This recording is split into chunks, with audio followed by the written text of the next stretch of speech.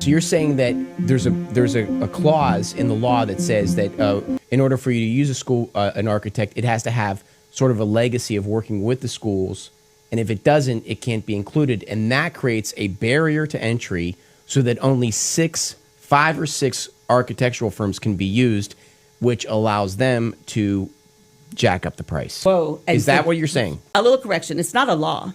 So there are procurement laws which say you will have a process, but you create your own rubric within your school district.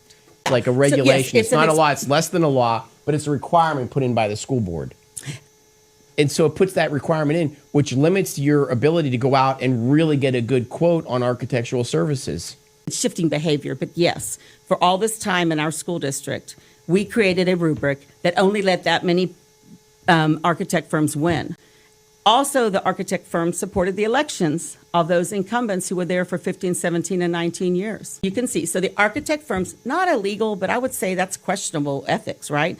So these architectural firms that are really well situated to get these contracts where they have this barrier to entry, they're insulated, they are then contributing to candidates that will continue to support them, and they're doing so just under the amount that has to be reported. And that's really where the biggest he told me, Natalie, the fix is in the regional pricing structure of these buildings.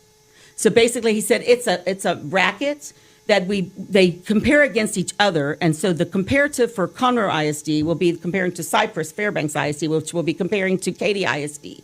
So if you drive up that pricing in the one, you drive it up, and so if you only have 5 or 6 groups competing, you don't think they arrange with each other? You get this one, you get this one, or we're going to drive it up, or we're going to signal. I mean, I don't know. I don't want to say The whole system's being worked.